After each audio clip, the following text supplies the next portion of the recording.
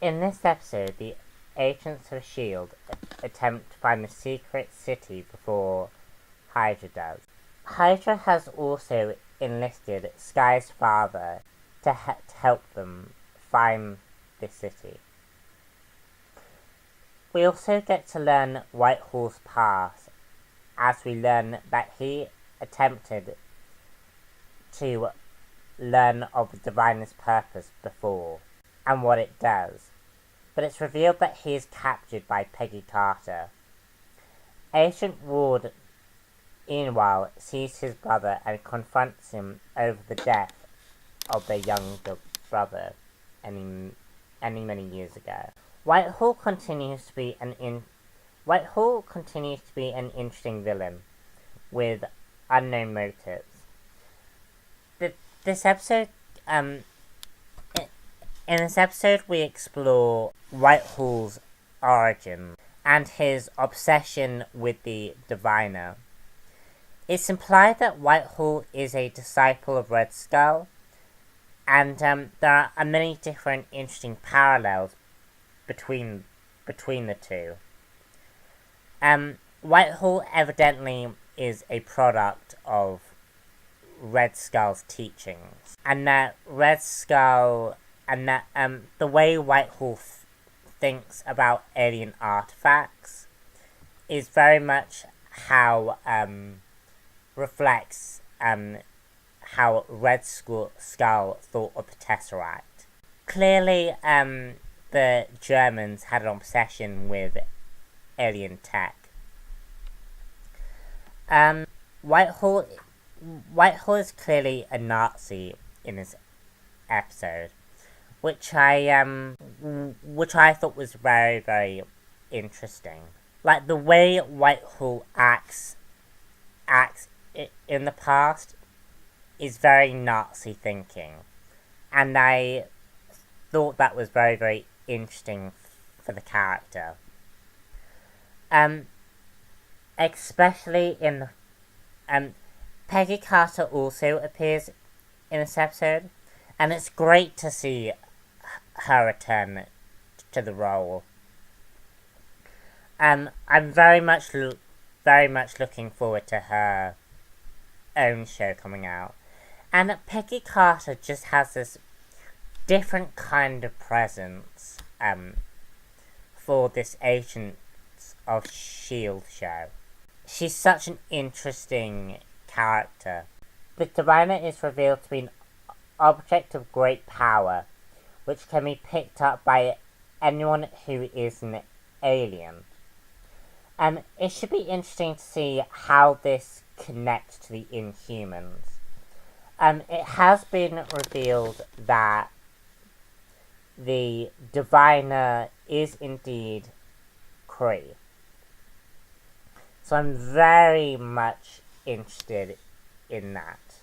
Yeah, so it's very interesting to see the Kree aspects of this show really play out. And I'll be quite curious as to see whether we will actually see the Inhumans actually be created, actually not in the Inhumans movie, but in this show. I'll actually be, I'm very interested in the Kree elements. Like, why did the Kree come to Earth? What was the purpose? All of these different questions raise just so many interesting ideas for the show. And we also learn that S.H.I.E.L.D's father has a very interesting connection with Whitehall, and the death of S.H.I.E.L.D's mother. So again, all of that is just very, very intriguing. Agent Ward faces off against his brother, which is it's done in a very twisted and sadistic way. Ward's motives are even more unclear, and it should be very interesting to see whether or not Ward will become a good guy or a full Hydra agent. I like the idea that Ward is conflicted about being a spy versus being a superhero. In a world where superheroes exist, and the way spies live out their lives is very interesting, complex to have. And I believe Agent Ward fancies himself as a superhero, and I think he believes that because of what he does, that kind of makes him into a superhero-esque type character. But he also has that darkness within him, and that's very interesting. Ward is a character who, and also you have to keep in mind, Ward is a character that has never made any real decisions for himself. And the decisions that he has made, more or less, have turned against him.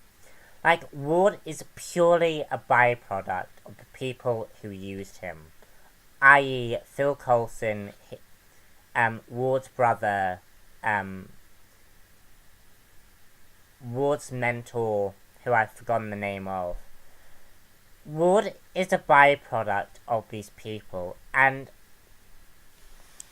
I think this has sort of created like a drone aspect of this conflicted killer, really. And actually, the way season 2 has presented Ward is kind of very Nazi-like. Like, he sort of has this mental instability going on, and it's really, really very interesting. All in all, good episode. Very much interested for the next one. So, anyway, I'm Robinax1 here, and stay tuned for more Agents of S.H.I.E.L.D. coming very soon. Bye.